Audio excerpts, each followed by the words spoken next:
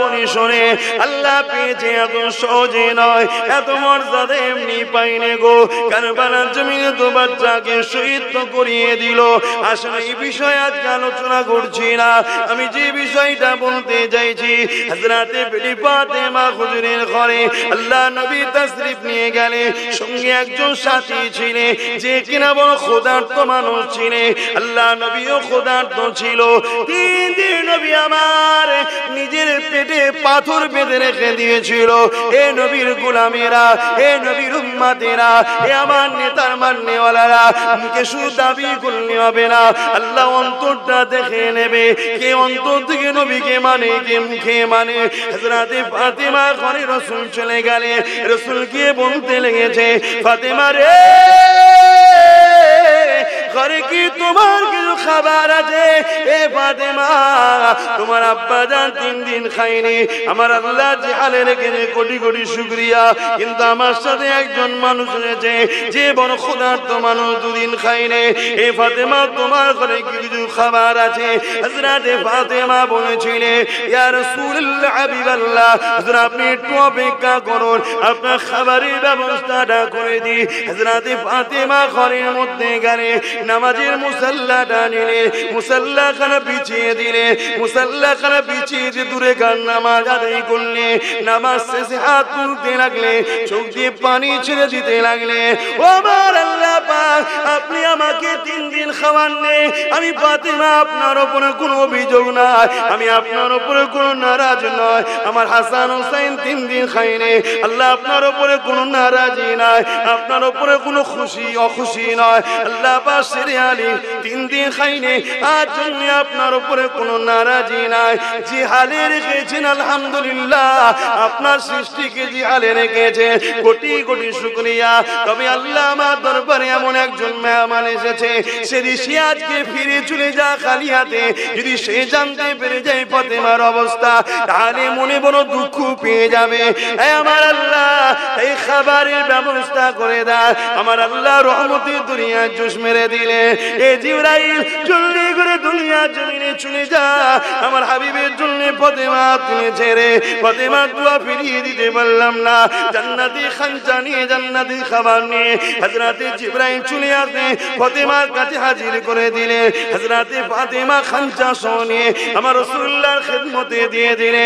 আল্লাহ নবী খেতে যাবে, খাবারটাকে নিয়ে নবী চিনতে পেরে গেলে, কেন তামাম কায়নাত তৈরি করেছে আল্লাহ আমার নবীর নূর মুবারক থেকে, জান্নাত তৈরি হয়েছে নবীর নূরের অংশ থেকে। জান্নাতি খাবার নবী চিনবে না, হতে পারে না। এই নবী খাবার থেকে বুঝতে পেরে গেছে, এই নবী আমার খাবারটা নিয়ে ভেতরে এসেছে। এ ফাতেমা রে, এই খাবারটা তুমি কোথায় পেলে? হযরতে ফাতেমা ধরা খেয়ে গেল, কথা কেন লুকাতে পারলো না। আব্বা জান, কথা চাপতে চেয়েছিলাম, আমারও 3 দিন খাওয়া হয়নি, হাসান হোসেনও 3 দিন খাওয়া হয়নি, শেরে আলীরও 3 দিন খাওয়া হয়নি।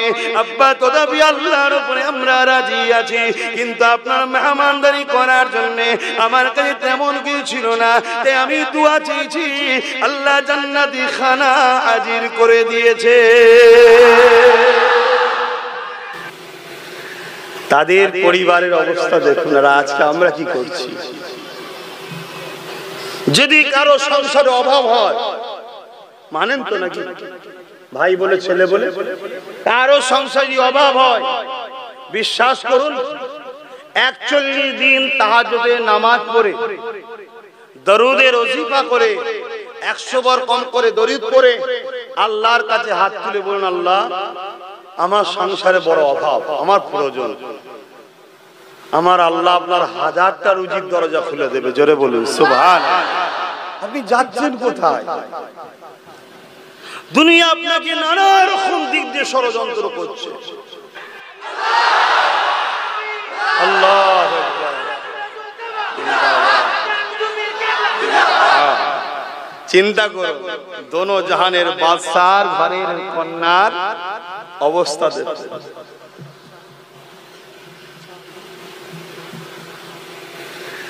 তাদের পরিবারের অবস্থা দেখুন, আর আজকে আমরা কি করছি। যদি কারো সংসারে অভাব হয়, মানেন তো নাকি, ভাই বলে ছেলে বলে, কারো সংসারে অভাব হয়, বিশ্বাস করুন 41 দিন তাহাজ্জুদে নামাজ পড়ে দরুদের ওজিফা করে 100 বার কম করে দরুদ পড়ে আল্লাহর কাছে হাত তুলে বলুন, আল্লাহ আমার সংসারে বড় অভাব, আমার প্রয়োজন, আমার আল্লাহ আপনার 1000টা রুজির দরজা খুলে দেবে। জোরে বলুন সুবহানাল্লাহ। আপনি যাচ্ছেন কোথায়? দুনিয়া আপনাকে নানা রকম দিক দিয়ে ষড়যন্ত্র করছে। মহিলা সমিতির লোনের সিস্টেম বেরিয়েছে, মহিলা ছাড়া লোন দেওয়া হবে না। এটা একটা পরিকল্পনা, আমাদের পর্দানিশীরা মা গুলোকে বাইরে বার করা, ফর্ম ফিল আপ করার জন্য পরপুরুষের পাশে বসানোর একটা ষড়যন্ত্র। লোনের নামে এসি রুমে ডেকে নিয়ে পার্সোনাল কথা বলার একটা প্ল্যান। কেন না তারা জানে যে ইসলামের পুরুষদের দোয়া এখন কবুল যদি না হয়, মহিলাগুলোর দোয়া এখনো কবুল হবে। জোরে বলুন সুবহানাল্লাহ। তাই তারা জানে যে এদের সঙ্গে কখনো আমরা লড়াই পারিনি আর পারবো না। কেন এরা যখনই দোয়া করে আসমান থেকে আবাবিলের মতো এখনো পাখি আসবে, এখনো ফেরেশতা আসবে। জোরে বলুন সুবহানাল্লাহ। তাই এরা দুয়ার জায়গাটাকে বন্ধ করার জন্য আমাদের মা বেটিগুলোকেও বাইরে বার করছে বিভিন্ন দিক দিয়ে। তাই 10,000 15,000 টাকার জন্য, 1000 2000 টাকার জন্য আমার মা বোনেরা বেপরদা হবে। হালাল ইনকাম করা শরীয়তে জায়েজ, বেপরদা হবে। আল্লাহ আমাদেরকে সৎ বুদ্ধি দেন। আমার কথায় বেজার হচ্ছে? দরুদ শরীফ আল্লাহুম্মা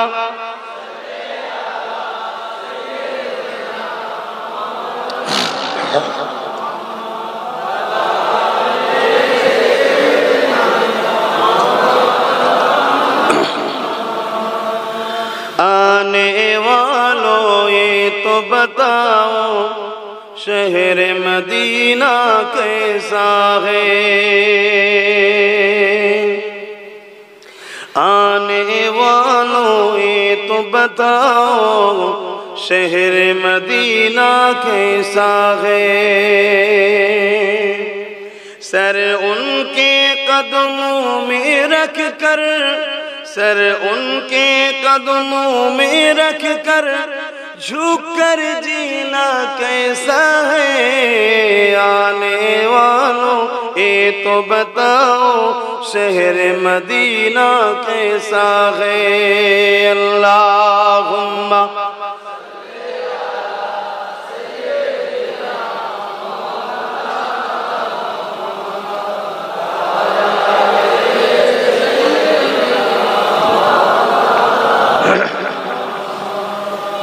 আমার বাপ ভাইরা, দুনিয়া একেবারে শেষের দিকে। কিয়ামতের যে আলামত আমার রাসূল বলেছিলেন 70টা, তার মধ্যে 65টা ঘটে গেছে। একেবারে দুনিয়া শেষের দিকে বাপ, সব কথা বলতে পারছি না। আমার রাসূলও কিছু কথা আম সমাজে বলার নিষেধ করেছে। এতটুকু বলছি, দুনিয়া আর বেশি দিন নাই। এই সামান্য আর কটা দিনের জন্য ঈমানকে হারিয়ে ফেলবেন না। আমার তো বড় ভয় হয় রাসূল পাক সাল্লাল্লাহু আলাইহি ওয়াসাল্লামের ওই কথাগুলো শুনে, যে মসজিদ ভর্তি লোক থাকবে, ঈমানদার কেউ থাকবে না। আল্লাহ আমাদেরকে হেফাজত করে, বলুন আমিন। ঈমান প্রেমের নাম। আল্লাহ রাসূলকে রাসূল বলে চিনে, আদবের সঙ্গে ভালোবেসে, জানের থেকেও বেশি ভালোবেসে মেনে নেবার নাম হলো ঈমান। জোরে বলুন সুবহানাল্লাহ। আর এইটা যখনই কেউ করবে, তখনই তার মধ্যে আমানতু বিল্লাহি ওয়া মালাইকাতিহি ওয়া কুতুবিহি ওয়া রাসূলিহি ওয়াল ইয়াউমিল আখিরি ওয়াল কদরি খাইরিহি ওয়া শাররিহি মিনাল্লাহি তাআলা আল বাস বাদাল মাউত সব চলে যাবে। কারণ আমি যাকে ভালোবাসি তার কথা তো মানবো নাকি? আমি যাকে ভালোবাসি তার কথা তো বিশ্বাস করব।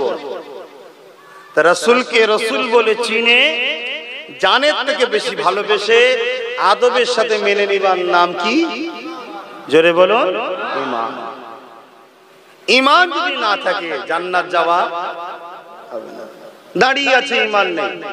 কেন? দাঁড়িটা কিন্তু ঈমান নয়, দাঁড়িটা হলো ঈমানের মধ্যে। রাসূলের মুখে ছিল, রাসূল ডেকেছিলেন ভালোবাসি তিনাকে, তাই আমরাও ডেকেছি। কথা বুঝা? কিন্তু ঈমান ওটা না, ঈমান এর মধ্যে হলো দাঁড়ি। ঈমান নেই নামাজ আছে, নাজাত পাবে। ঈমান নেই রোজা আছে, ঈমান নেই হজ আছে, পাবে। আজকে বহু দিক দিয়ে আমাদেরকে ধ্বংস করার প্ল্যান করছে। সমাজে একটা কথা শোনা যাচ্ছে, কি জানো? ধর্ম যার যার, উৎসব সবার। এর মধ্যে বেঈমানি কুফরি কথা, এই কথাকে বিশ্বাস করলে ঈমান চলে যাবে।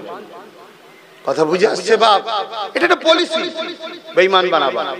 কিন্তু হ্যাঁ, এটাও আমি বলে যাই, এই জায়গায় কোন ধর্মের ধর্মীয় কাজে বাধা দিবার অধিকার আপনার নাই।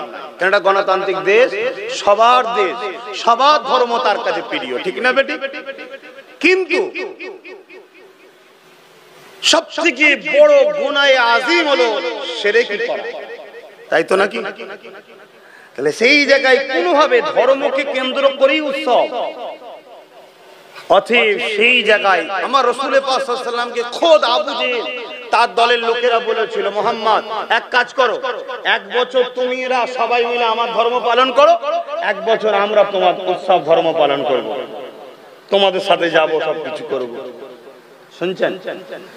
তখনই আল্লাহ আয়াত নাযিল করে দিলেন, সূরা কাফিরুন, কুল ইয়া আইয়ুহাল কাফিরুন, হে অবিশ্বাসী সম্প্রদায়, লা আবুদু মা তা'বুদুন, তো আমি যার ইবাদত করি তোমরা তার ইবাদত করো না, ওয়ালা আনা আবুদু মা আবাদতুম, আর তোমরা যার ইবাদত করো আমি তার ইবাদত করি না। বারবার বলার পরে বলছেন লাকুম দীনুকুম ওয়ালিয়া দীন, অর্থাৎ তোমার ধর্মকর্ম তোমার কাছে, আমার ধর্মকর্ম আমার কাছে। তার মানে তোমারটাই আমি যাচ্ছি না, তোমাকে আমারটা আসতে আসতে। কথা বুঝে আসছে না? নাই, তুমি তোমার টালে থাকো, আমি আমার টালে থাকি, কিন্তু এক বছর তুমি করবে, এক বছর আমি করবে, এটা হয় না। এটা একটা পরিকল্পনা, আমাদেরকে ধ্বংস করার একটা প্ল্যান। তাই আমি আমার বিশ্বাসী কওমের মানুষকে বলবো, এগুলোকে বোঝার চেষ্টা করুন। ঠিক এই কথাটা কারো খারাপ লাগলেও তো আমার কিছু করার নেই, কারণ আমি তো কথা বলবো আল্লাহর জন্য, আমি তো কথা বলবো রাসূলের জন্য। কতটা আপনাদের মহল্লায় আমার রাসূল কত কষ্ট করেছে, তার জীবন ইতিহাস পড়ুন। আল্লাহ নবী যখন 1000 বছর আগে দুনিয়া জমিনে বারোই রবিউল আউয়াল সুম্মা সাদেকে সময় তাশরীফ আনলে, আল্লাহ নবী দুনিয়া জমিনে এসে দেখলেন এই পৃথিবীর জমিনে মানুষেরা এক আল্লাহকে ভুলে গিয়ে নিজেরা নিজেদের কাল্পনিক বিশ্বাসে বিশ্বাসী হয়ে নিজেরা নিজেদের হাতে তৈরি 360টা নকল খোদা তৈরি করেছে। এক একজনের এক একটা নাম দিয়েছে, লাত উজ্জা নাম দিয়েছে। এ নওজওয়ানেরা, আল্লাহ নবী দেখতে লাগলে এই দুনিয়ার মানুষেরা নিজেদের মাগুলোকে হত্যা করতে লেগেছে, নিজেদের মেয়েগুলোকে জ্যান্ত জ্যান্ত পুঁতে দিতে লেগেছে। নারী মানে ভোগের জিনিস করে দিয়েছে, নারীদের কোনো সম্মান মর্যাদা ছিল না। তাদের ধারণা হলো মেয়ে ছেলে জন্ম নিয়েছে শুধুমাত্র পুরুষরা ভোগ করবে বলে, এইভাবে অত্যাচার করতে লেগেছিল। আজ থেকে 1000 কিছু কম বেশি আগে আল্লাহ নবী দুনিয়ার জমিনে তাশরীফ এনে দেখতে লাগলে দুনিয়ার জমিনের মানুষেরা তারা এমন করে গরিব দিগকে গলাতে শিকল বেঁধে দিয়ে বাজারে নিয়ে যে বিক্রি করতে লাগলো।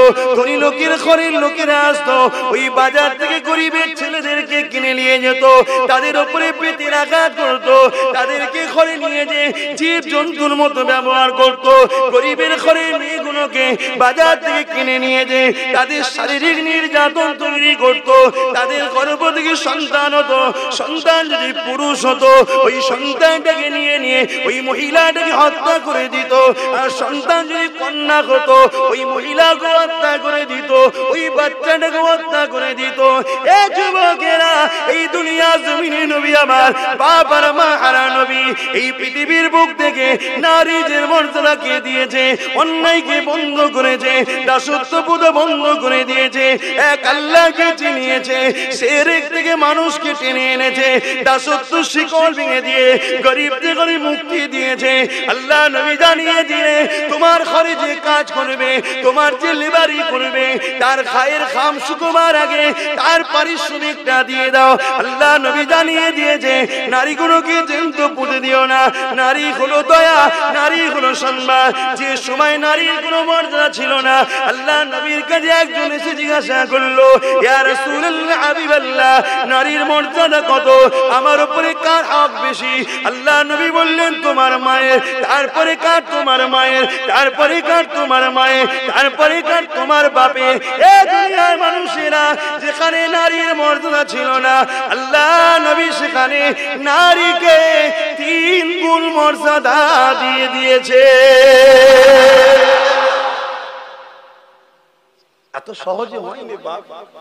সেই নবীর উম্মত দাবি করব, আবার সেই অন্যায়গুলো শুরু করবো আমরা? কিচ্ছু করার নেই বাপ। যদি বদমাইশি করো, জুলুম করো, অত্যাচার করো, আমার আল্লাহর কোনো যায় আসে না। দুনিয়ায় যত পাপ বাড়বে, অন্যায় বাড়বে, বেশরিয়াতি কাজ বাড়বে, শিরক বাড়বে, আল্লাহর পক্ষ থেকে একটা করে আসবে ভাইরাস, মহামারী, বিমার, ঝড় ঝাপটা, তুফান। এই তো আস্তে আস্তে দেখছিলাম সবটাই ডুবে ডুবে আছে। কি অবস্থা! আল্লাহ হিফাজত করেন, সবার রুজিতে দুবেলা পেট ভরে খাবার ব্যবস্থা করে দেন, বলুন আমিন। দুজন সমাজে পাপ করে আর ভুগতে সবাইকে হয়। যদি বলেন কেন? ওই দুজন যে পাপ করে তাকে আমরা রুখি না। এবার রুকার বিষয় ইসলাম 3 ধরনের রাস্তা দেখিয়েছে। ক্ষমতা আছে হাত দিয়ে, ক্ষমতা নাই মুখ দিয়ে, তাও নাই কমসে কম অন্তর থেকে ঘৃণা করো। ঘৃণাও থাকা দরকার তো। কিন্তু আমরা দেখা যাচ্ছে কি, যে পাপ করছে তাকেই কাঁধে করলে ঘুরছে। তাহলে আল্লাহ ছেড়ে দেবে? আজকে এই জমিনে মসজিদ বেউজ্জতি হচ্ছে, মাদ্রাসা বেউজ্জতি হচ্ছে, কোরআন বেউজ্জতি হচ্ছে, ইসলাম বেউজ্জতি হচ্ছে, রাসূল বেউজ্জতি হচ্ছে। একদল সন্ত্রাসরা কন্টিনিউ লেগে আছে। আবার ঘুরিয়ে ফিরিয়ে আমরা দেখা যাচ্ছে সেই সকল সন্ত্রাসদের পিছনে আবার হই হই করে বেড়াচ্ছে। আল্লাহ ছেড়ে দেবে? আমাদেরকে ভাবতে হবে না কি করে আমার মসজিদের ইজ্জত আবরু বাঁচবে, কোরআনের ইজ্জত আবরু বাঁচবে, রাসূলের ইজ্জত আবরু বাঁচবে। জানি আমার নবীকে কেউ গালি দিলে আমার রাসূলের কি যায় আসে না, কোরআনকে কেউ অপমান করলে কোরআনেরও কি যায় আসে না। কেন লাউহে মাহফুজে যে রক্ষিত আছে ওই কোরআনটার এটা ছাপা, ওটাই কিয়ামতের দিন সাজানো হবে। ওই কোরআনে, দুনিয়ার এই কোরআনকে যে প্রেম করবে একই কথা, সে কিয়ামতের দিন তার শাফাআত করে জান্নাতে নিয়ে যাবে। জোরে বলুন সুবহানাল্লাহ। কিন্তু একদল দুপায়ে পশুরা দিনকে দিন অপমান অপদস্থ করে যাচ্ছে, কিন্তু কোরআন কোনদিন কাউকে আঘাত করতে, অপমান করতে কিন্তু শিক্ষা আমাদেরকে দেয়নি। ঠিক না? ঠিক। বড় আফসোস। আসুন, আমরা নিজেরাও তো কোরআনকে অপমান করছি, আমরাও তো কোরআনকে অপমান করছি। যে ঘরে কোরআন আছে আমরা সেই ঘরে গান বাজনা থেকে শুরু করে বেশরিয়াতি থেকে শুরু করে সবটাই তো করছি আজকাল। ভুল বলছি? বন্ধ করো। এরপরও যদি মনে হয় আব্বাস সিদ্দিকী তোমার কথা নেই চলেগা, নেই চলেগা, তো কচু পোড়া হোক আব্বাস সিদ্দিকী, কিচ্ছু হবে না। আমার বয়ে গেছে। তোমার যদি দাওয়াত না করো আমার অসুবিধা আছে? 10 মাস তো লকডাউনেই কেটে গেল, খাওয়া হয়েছে না হয়নি আব্বাস সিদ্দিকী? শুকিয়েছিলাম না ইট চেঁচড়েছিলাম? আল্লাহ ভালোই খাওয়াচ্ছিল, অসুবিধা, আরো ভালো খাওয়া ছিল। তখন তো ঘরে বসছিলাম, প্রায় ধরতে গেলে সব ভাইয়েরা মিলে আর মিলে আশপাশে সব গ্রামের লোকে দোকানলে প্রায় তামার হাড়ি চাপানো হতো, বিরিয়ানি হবে আজকে। ঘরে বসে আছি, টেনশন নেই, পেট খারাপ হলেও অসুবিধা নেই। আর জলসা থাকলে হাজার টেনশন, পেট ঠিক রাখতে হবে। কথা বলতে বলতে সমস্যা হবে, কথা বলবো কোথায়? তখন বলো দেখেছিস কত গিলা গিলিয়েছে হুজুরটা। আল্লাহ রেজেকের মালিক, জলসা কিন্তু আমার রেজেক না, এটা ওসিলা। এতগুলো লোক বসে আছো, কেউ চাষ করে, কেউ কাপড়ের ব্যবসা করে, বিভিন্ন কাজ করো। অনেক ছেলে তো এই এলাকার আবার বাইরে বাইরে থাকে, তাই তো নাকি? সব ছেলেরা ভালোবাসে আমাকে, বাইরে বাইরে থাকে, জলসা করে বলে সব এসছে। তো সব তো কাজ কারবার করে চলছে আল্লাহ কারে, আমারও চালাতে পারেন আল্লাহ। এটা হচ্ছে মাধ্যম, একজনকে একটা ওসিলায় আল্লাহ দিচ্ছে, কিন্তু রেজেক হলো আল্লাহ। আল্লাহকে ধরো, আল্লাহকে মহব্বত করো, ভালোবাসো, পিয়ার করো। কটাই নামাজ হবে, আজান হবে কটাই? একটু বলি নাকি 4:30 পর্যন্ত হোক, অসুবিধা কি আছে? অক থাকবে, অক থাকবে না, তখন অক কমজোর হয়ে যাবে। নামাজটা পড়তে হবে না।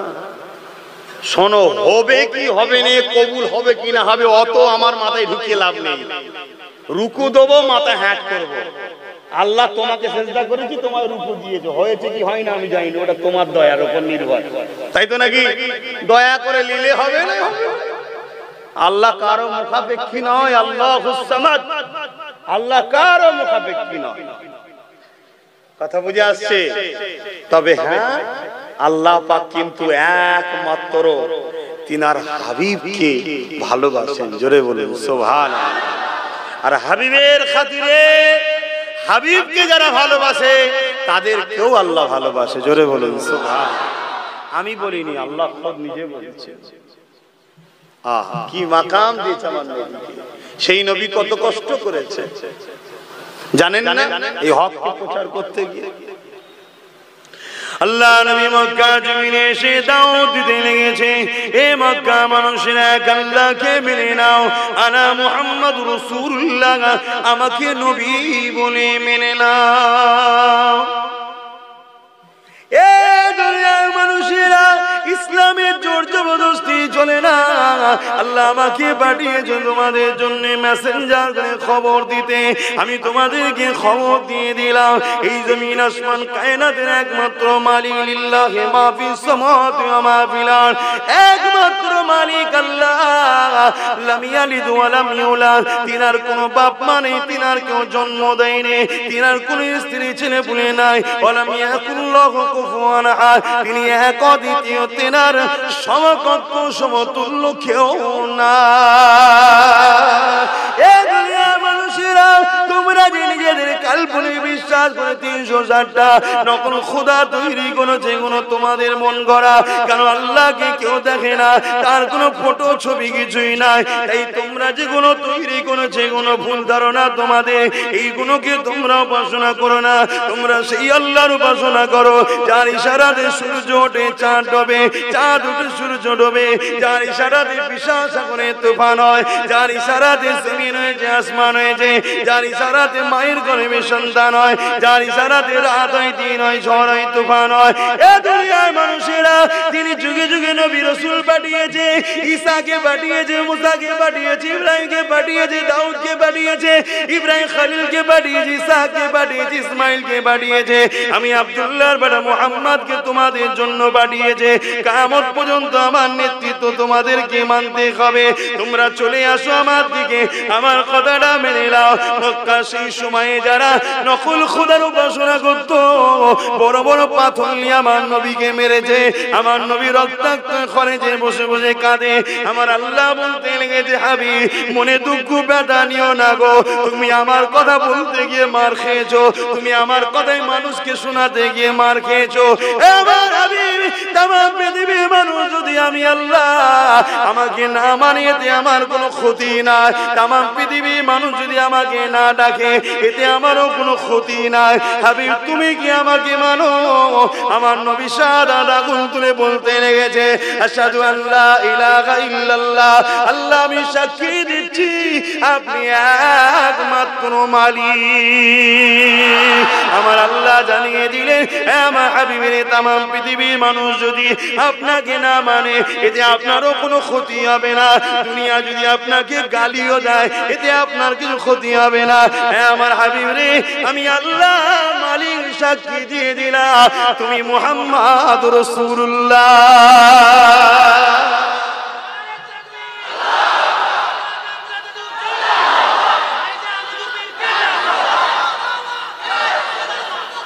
জিন্দাবাদ।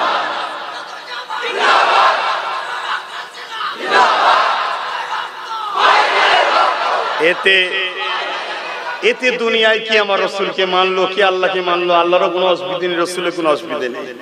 কিন্তু আমি যাকে ভালোবাসি তার উপরে আঘাত দিলে আমার তো কষ্ট হবে, তাই তো নাকি গো?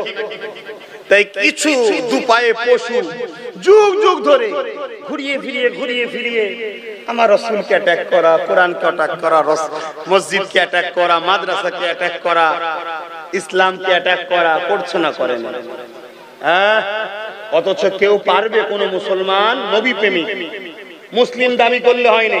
লোক মনে করে মুখে দাঁড়িয়ে থাকলেই মুসলমান, রবীন্দ্রনাথ ঠাকুর থাকলে তো ডবল মুসলমান হয়ে যেত। তাহলে লোক মনে করে বড় গলি জামা পরলে হয়তো মুসলমান, মাথায় টুপি থাকলেই মুসলমান না। ইমানদার মুমিন মুসলমানের কথা বলছি, যে নবীকে ভালোবাসে, একটা কেউ নবীর প্রেমিক বলতে পারবে কোন ধর্মে ধর্মস্থানে একটা ছোট্ট ঢিল মারতে পারবে? জোরে বলো। রাতের অন্ধকারে মারতে পারবে? কারো ধর্মগ্রন্থকে কেউ খারাপ কমেন্ট করতে পারবে? চিৎকার দিয়ে বলো পারবে, হ্যাঁ কি না? কেন পারবে না? কি জন্য পারবে না? রাতের অন্ধকারে কোন ধর্মের স্থানে একটা ঢিলো মারতে পারবে না, কেন? একটাই কারণ, মদিনাওয়ালা আমার প্রেমিক আমায় বারণ করেছে। জোরে বলুন সুবহান। আমার প্রেমিককে যারা গালি দেয় তাদেরকে জানিয়ে দিই, জবান সামলে কথা বলো। কেন? আমার মুহাম্মদ শুধু আব্বাসের নয়, আমার মুহাম্মদ তামাম মখলুকাতের সরদার। জোরে বলুন সুবহান। তুমি যাকে গালি দাও, কটূক্তি করো, সে তোমারও নেতা। মূর্খ হয়ে, দুপায়ে পশু হয়ে তুমি নিজের নেতাকে নিজেই গালি দিয়ে ফেলছো। আর আমার নেতা আমাদেরকে শিখিয়েছে, আমরা তিনাকে মেনে নিয়েছি বলি আমরা কখনো কোন ধর্মগ্রন্থ, কোন ধর্মকে, কোন ধর্মগ্রন্থকে, কোন ধর্মের স্থানকে আমরা চোখের আড়ালে কারো থুতুও ফেলতে পারবো না, ঢিলাও ছুঁতে পারবো না। কেননা আমার আল্লাহ সব দেখতে পায়। জোরে বলুন সুবহান। কিন্তু দুঃখের বিষয়, একদল দুপায়ে পশু তারা বারবার এইভাবে অত্যাচার